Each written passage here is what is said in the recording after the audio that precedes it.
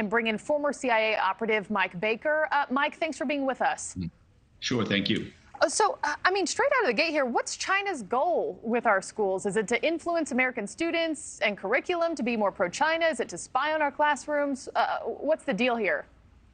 Yeah, it's not so much a war of information, it's a war of influence. So it's not as if they're trying to develop a cadre of little toddler spies by providing some funding to schools, K through 12.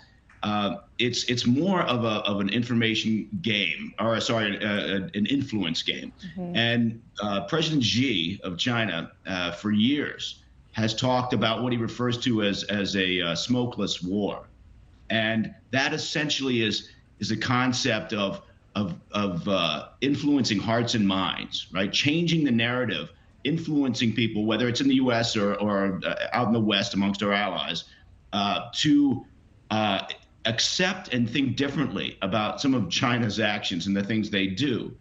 So as an example, what they've been doing over the past decade or so in relation to U.S. regulatory practices towards mining. So if you think about how we agreed to license open a new mine, whether it's for phosphate, which you can't have an agricultural supply system without phosphate. It's the fertilizer, essentially.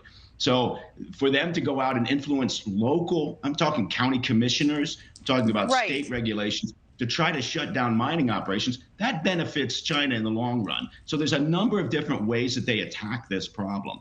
And when you talk about a game of influence and these Confucius Institutes or these cultural language programs, I mean, how does that really work with the kids? When we talk about, when Emily says they are in our public school systems, how does it work? And also, why would so many U.S. schools go into business with them, given their ties to the Chinese Communist Party?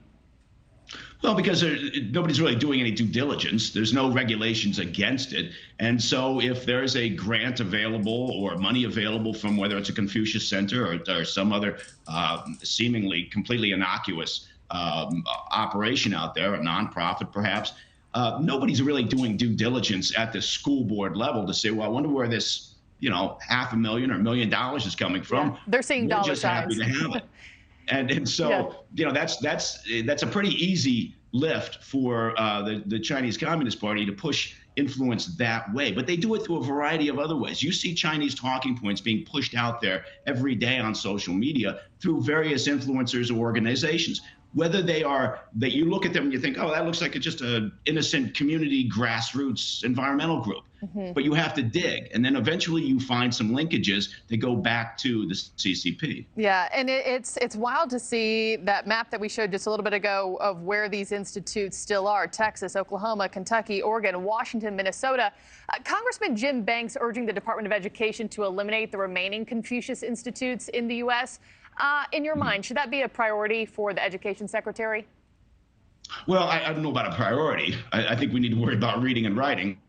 But it should be an issue, and look, they can multitask. So the idea of where you're accepting funding from, whether you're an elementary school or a university, universities have for a long time taken money from the Communist Party, again, through various what appear to be perhaps innocuous routes. So, and you pointed out yourself, you said, during the intro to this, about the other ways they're doing it, whether it's trying to buy up land around military bases. That's a more nefarious activity, whether it's trying to put Chinese, produced telecoms equipment in almost all of our regional cell tower operations.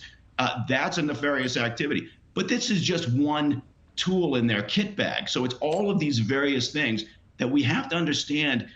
The CCP, the Chinese Communist Party, is playing a long game here. And they view their rightful place to be at the top of the food chain. And they are using a variety of methods to get there. Well, from buying up land to influencing schools, it's something we're going to stay on top of. Mike Baker, thanks for your input on this one. Appreciate it. Thank you for watching. Go to newsnationnow.com to find NewsNation on your television provider. And don't forget to click the red subscribe button below to get more of NewsNation's fact-driven, unbiased coverage.